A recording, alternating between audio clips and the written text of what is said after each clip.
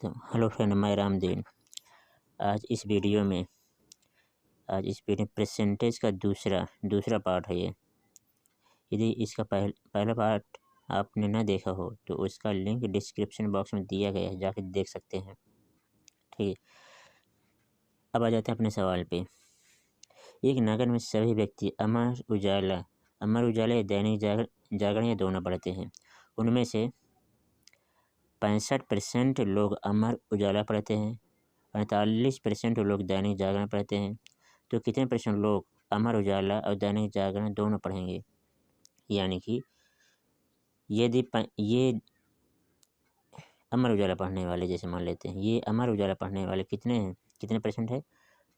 65% है। और जो दूसरा है, दूसरे को मान लेते हैं दैनिक जागरण। ये दैनिक जागरण पढ़ने वाले कितना है? 48% लोग हैं। तो बताइए कितने परसेंट लोग अमर उजाला और दैनिक जागरण दोनों एक साथ पढ़ेंगे? तो एक साथ पढ़ने वाले जो होते हैं, इन दोनों को ऐड करने के बाद इन दोनों को ऐड कर दिया जाए तो 65 प्लस का 48 माइनस का x, ये वाला भाग कॉमन है, ठीक है, बराबर 100। यहाँ से यदि x का मान निकालें कितना आएगा? 13%। तो यानी कि 13% लोग ऐसे हैं जो दोनों दैनिक अमर उजाला भी पढ़ते हैं और दैनिक जागरण पढ़ते हैं। 13% लोग, यही हमारा आंसर हो गया। ठीक, अगला सवाल। एक कार्यालय में सभी कर्मचारी चाय कॉफ़ी दोनों पीते हैं। उनमें से 65% कर्मचारी चाय पीते हैं। इतना परसेंट कर्मचारी यानी 58% कर्मचारी कॉफ़ी पीते हैं। तो बताइए कितने कर्मचारी चाय या कॉफ़ी दोनों पीते हैं? हम सॉरी, यहाँ पर दोनों होना चाहिए, दोनों पीते हैं। ठीक है, उसी तरह कुछ भी अलग नहीं है। जैसे मान लेते हैं ये चाय वाला ऑप्शन हो गया, ये चाय वाला। चाय कितने हैं? 65%, 65। और कॉफ़ी हमारे कितने हैं? कॉफ़ी है 58%। ये है कॉफ़ी, ठीक, कॉफ़ी।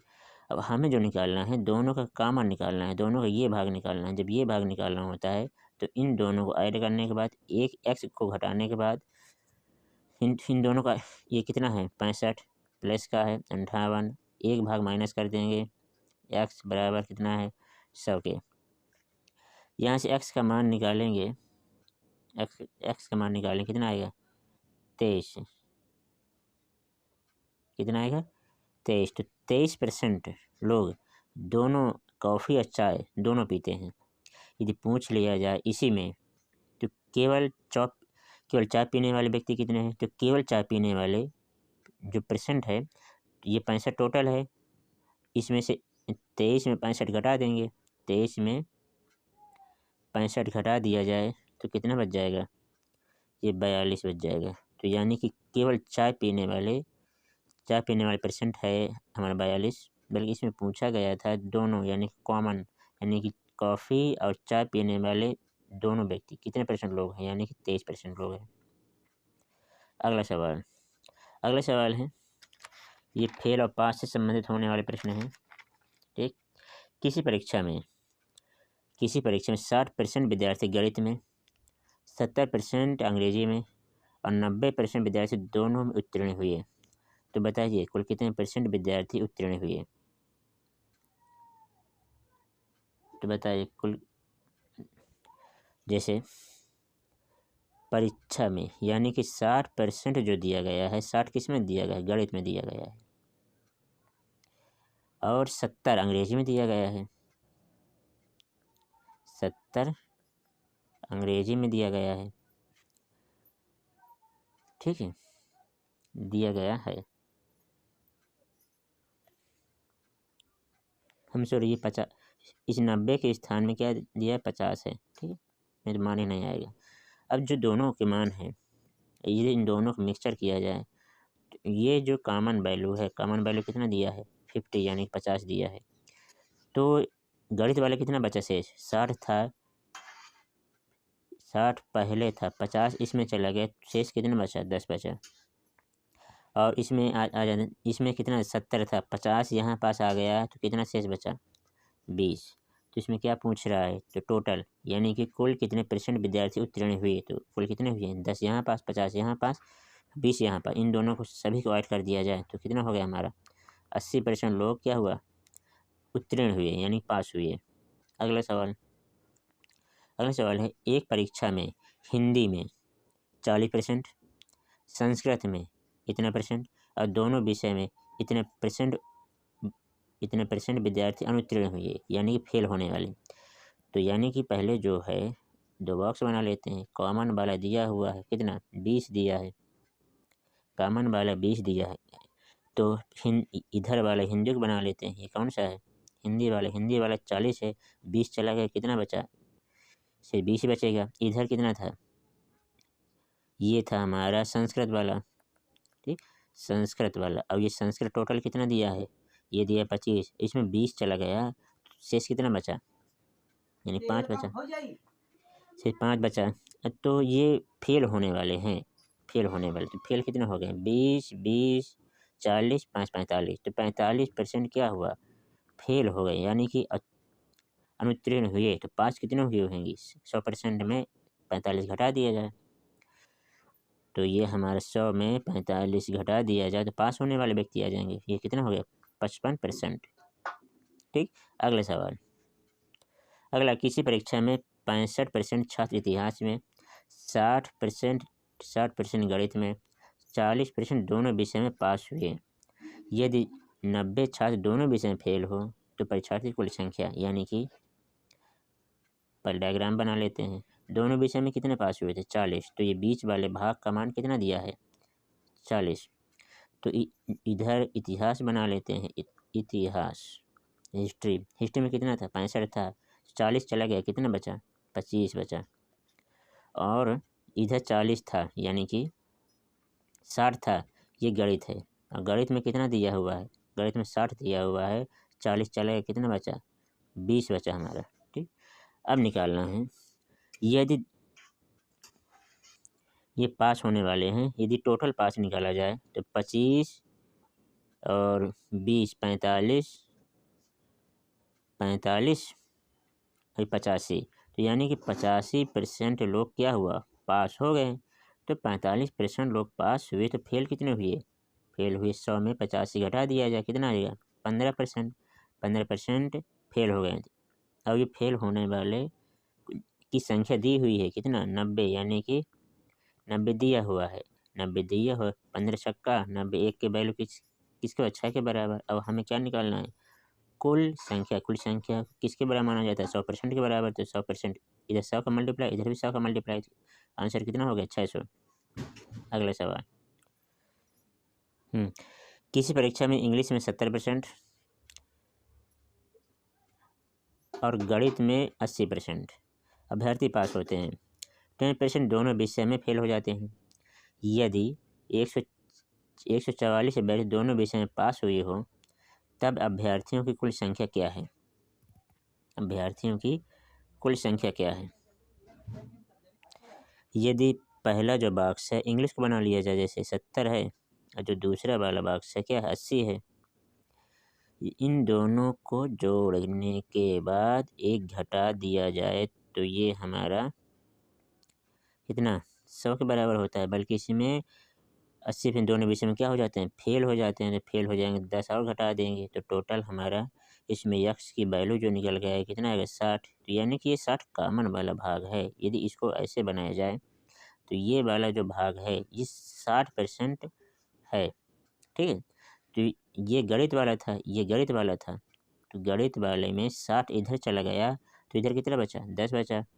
और इधर ये इंग्लिश वाला है, ये क्या है इंग्लिश वाला, और ये गणित वाला ये है। गणित वाले में 80 था, 80 60 चला कितना बचा 20 बचा। अब क्या निकालना है इसमें, अब इसमें दोनों अभ्यर्थी दोनों विषय में पास होते हैं यानी जो 60 दिया है ये 60 किसके बराबर दिया है, ये 60 दिया है 144 के बराबर। और हमें क्या चाहिए कुल अभ्यर्थी संख्या यानी कि 100% की वैल्यू चाहिए। ये आया है 60% की वैल्यू, 60% की वैल्यू आया है तो 6 का भाग इसमें कर देते हैं तो ये 10 की वैल्यू आ जाएगी 6 दूना 12 1 6 6 24 इतना आया। और ये 10 के बराबर आया है, अब हमें चाहिए 100 के बराबर तो इसको 10 का दोनों पक्षों में गुणा कर दिया जाए, ये हो जाएगा 100 बराबर इधर भी 10 का गुणा, ये हो जाएगा 240, यही हमारा आंसर हो जाएगा। ठीक, अब अगला सवाल देख लेते हैं। अगला सवाल, एक परीक्षा में उत्तीर्ण होने के लिए 40% अंक अनिवार्य हैं। एक प्रतियोगी को 220 अंक प्राप्त होते हैं। अब वह 20 अंकों से फेल हो जाता है, तो परीक्षा में अधिकतम अंक कितने हैं थे? ठीक, तो यानी कि जो प्रतिशत है पास होने के लिए, ये कितना है? 40% यदि आ गए तो व्यक्ति पास हो जाएगा। ठीक, ये व्यक्ति इतना अंकों से फेल हो गया, यानी कि इतना अंक पाता है, यानी 220 अंक पाया है। ठीक, यदि 20 अंकों से फेल हो गए, यदि 20 अंक उसको यदि और मिल जाते हैं तो वो पास हो जाता है, या क्योंकि हमें पास होने के लिए क्या है? 40% के बराबर है। तो ठीक है, तो 40% की वैल्यू किसके बराबर? 240 के बराबर। ठीक, ये दोनों काट दिया जाए 0 0, तो 4% की वैल्यू किसके बराबर? 24 के बराबर। और हमें क्या निकालना? परीक्षा में अधिकतम अंक होते हैं 100% के बराबर। इसमें क्या है?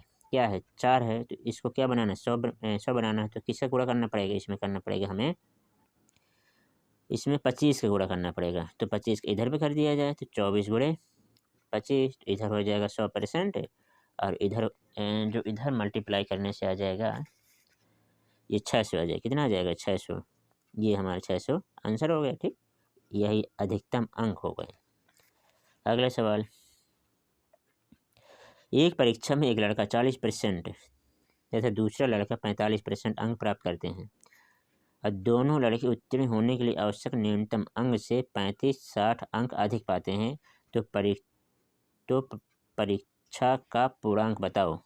ठीक, एक परीक्षा में, तो यानी कि एक लड़का 40% जो अंक पाता है वह 35% ज़्यादा पा जाता है, तो 35 घटा दिया जाए, बराबर जो दूसरा है 45% अंक प्राप्त और 60 ज़्यादा ले आता है। अब इन दोनों की यदि अंतर निकाला जाए, ये 45 में से 40 घटेंगे, कितने आएगा? 5% आएगा। ठीक है, और 60 में से 35 घटे, कितना बचेगा? 60 में से 35 घटेगा 15 आएगा। और हमें क्या चाहिए?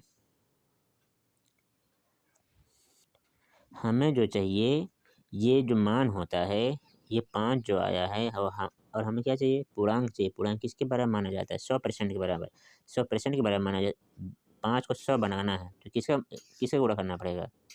यानी 20 का। तो 5 गुणे 20 इधर कर दिया जाए, तो 20 का इधर कर देंगे, तो ये हो गया हमारा 100%, यानी पूर्णांक हो गया। और ये हो गया 15 दूना 30, 1 0, ये हमारा आंसर हो गया। यानी कि पूर्णांक पूछ रहा है, पूर्णांक आ गया 300। ठीक है,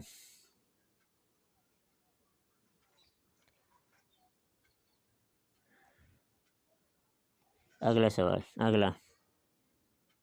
अगला है, एक परीक्षा में किसी प्रत्याशी ने 30 अंक प्राप्त किए और वह 6 अंकों से फेल हो गया। अन्य प्रत्याशी ने 40 अंक प्राप्त किए और पास होने वाले न्यूनतम अंकों से 6 अंक अधिक प्राप्त कर लिए, तो अधिकतम अंक क्या हैं? जैसे 30% 30% अंक प्राप्त किया था, 6 अंकों से फेल हो गया था, यानी कि उसको पास होने के लिए 6 अंक और मिल जाते तो व्यक्ति पास हो जाता है। यानी कि उसको पास कर देना, पूर्णांक बना देना। ठीक है, यानी कि मतलब पास होने के लिए न्यूनतम अंक। अन्य जो प्रत्याशी है वो 40% अंक प्राप्त किया, अंक नहीं, 40% है, अंक है यहाँ पास। 40% अंक प्राप्त किए, 40% अंक प्राप्त किए और पास होने वाले ने अधिक 6 अंक अधिक ले आता है। इसमें क्या किया जाए? माइनस कर दिया जाए, तो अधिकतम अंक क्या होंगे? यानी कि हमें पूर्णांक निकालना है, अधिकतम अंक। तो ठीक है, तो ये दोनों घटेंगे, 30 में से 40 में 30 घटेंगे, कितना आएगा? 10 आएगा। और ये इधर आएगा, ये कितना हो जाएगा? 12 हो जाएगा। और हमें क्या लाना है? अधिकतम अंक यहाँ पास क्या है? 10 है। इसको क्या बनाना है? 100 बनाने के लिए क्या करना पड़ेगा? 10 का गुणा। तो इधर 10 का गुणा हो गया और इधर 10 का गुणा करेंगे, कितना आ जाएगा? 120। ये हमारा आंसर हो गई। ठीक, अगला सवाल है, एक प्रत्याशी किसी परीक्षा में 20 अंक प्राप्त करके 30 अंकों से फेल हो गया। 20 अंक प्राप्त किया, 20% अंक प्राप्त किया, सॉरी ये 20% अंक है, 20% अंक प्राप्त करके 30 अंकों से फेल हो गया, और दूसरे प्रत्याशी ये 32% अंक प्राप्त करके ये 42 अंक ज़्यादा पा गया। तो पास होने के लिए अंकों का प्रतिशत क्या है ये निकालना है। तो 20% अंक है, और उसको यदि 30 अंक और मिल जाते पास हो जाता, तो पास कर देते हैं व्यक्ति को, ठीक है। और ये जो अगला वाला व्यक्ति है वो 32 के बराबर है, उसे ज़्यादा लाया, तो क्या करना पड़ेगा, इसे माइनस करना पड़ेगा, माइनस कर देते हैं, ठीक है। तो ये दोनों क्या होंगे, ये दोनों घटेंगे, तो यानी परसेंटेज की वैल्यू परसेंटेज की तरफ 32 में 20 घट जाएंगे, कितना आएगा 12%, और ये आएगा इधर, ये दोनों जुड़ जाएंगे, ये जुड़ जाएंगे तो ये हो जाएगा 40 70 एक 72 हो जाएगा, और एक 12 छंग 72, 1% की वैल्यू किसके बराबर, 6 के बराबर। और हमें क्या निकालना है, अब हमें निकालना पास होने के लिए अंकों का प्रतिशत। पास होने के लिए जो अंकों का प्रतिशत है वो पहले 20% की वैल्यू निकाल लिया जाए, तो 20% की वैल्यू निकाल लेंगे तो हमारा 6 दूनी 20 120 आ जाएगा। इसमें मान रख दिया जाए क्योंकि पास होने के लिए न्यूनतम मान ये है, और इसमें क्या है 20% वैल्यू आ गई, इसमें 30 ऐड है, तो क्या कर दिया जाए 30 ऐड कर दिया जाए, तो ये टोटल कितना हो जाएगा 150 नंबर हो गए। तो 150 नंबर हैं ये 50 नंबर से वो व्यक्ति पास हो जाता है, ठीक। और टोटल जो परसेंटेज जो टोटल पूर्णांक हैं 1% की वैल्यू 6 मालूम है, तो ये पूर्णांक की वैल्यू निकालना है, इसमें पूर्णांक की वैल्यू 100% के बराबर होती है, तो पूर्णांक वैल्यू कितनी हो जाएगी 600 हो जाएगी, पूर्णांक की वैल्यू 600 के बराबर। देखो यदि पूर्णांक हमें क्या पता है, पूर्णांक आ गया 600, और पास होने के लिए न्यूनतम जो मान है ये 150 है, और यदि हमें परसेंट लाना है कितने परसेंट से व्यक्ति पास होगा, तो क्या निकालना पड़ेगा 150 बटे 600 गुणे 100 कर देना पड़ेगा, तो 00 घट गए, 6 का भाग 6 के बाद 150 में कर देंगे, तो ये हमारा क्या आ जाएगा 25%, यही हमारा क्या हो जाएगा आंसर, ठीक है। अगला सवाल, किसी परीक्षा में 500 लड़के तथा 300 लड़कियां हैं, यानी सम्मिलित हुई, और 70% लड़के और 40% लड़कियां उत्तीर्ण हुई, यानी पास हो गई, तो बताइए कुल कितने परसेंट विद्यार्थी अनुत्तीर्ण हो गए, यानी कि कितने परसेंट विद्यार्थी फेल हो गए। यानी कि जो बॉयज़ हैं 70% यदि बॉयज़ पास हुए तो 30% फेल हो गए होंगे, है ना, 30% फेल हो गए होंगे। अब बॉयज़ इसका 500 का 30% जब निकालेंगे, 500 का कितना परसेंट 30%, ये हो गया। इसी तरह 40% लड़कियां जो हैं पास हुई, 40% लड़कियां पास हुई, तो फेल कितनी हो गई होंगी 60%। तो 300 लड़कियां हैं टोटल, 300 क्या निकालना है 60% निकालना है बटे 100। इसको हल कर लिया जाए, कितना हो गया 150, और ये 00 करें 36 18, यानी कि जो 150 330 आया, 330 व्यक्ति क्या हो गए 330 व्यक्ति फेल हो गए थे, ठीक है। अगला सवाल, एक परीक्षा में 3 विषय हैं और प्रत्येक का अधिकतम अंक जो है 100 अंक का है। एक छात्र पहले विषय में 60, दूसरे विषय में 80 अंक प्राप्त करता है, उसे कुल 70% अंक प्राप्त होते हैं। तो तीसरे विषय में, तो यानी कि जैसे पहले विषय में 60 आए हैं, दूसरे विषय में 80% आया, तीसरे विषय का नहीं मालूम, टोटल विषय कितने हैं 3, और टोटल हमें क्या लाना है 70% लाना है, 70%, और टोटल क्या हमें लाना है 70% दिया गया है। तो यहाँ पास ऐसी कौन सी वैल्यू रख दिया जाए, यहाँ पास ऐसी कौन सी वैल्यू रख दिया जाए कि 70 आ जाइए हल करने से, क्योंकि ये यदि इसका 80 का 10 इसमें जोड़ दिया जाए तो ये भी 70 हो जाएगा, ये भी 70 हो जाएगा, और एक 70 और यहाँ पर जोड़ दिया जाए और 3 का भाग कर दिया जाए तो 70 70 आ जाए, क्योंकि औसत यदि औसत सेम करना है, यानी कि यहाँ पास 70 लिख दिया जाए तो हमें इसको हल करेंगे 70 के बराबर आ जाएगा। तो इसलिए आंसर क्या हो जाएगा हमारा 70%।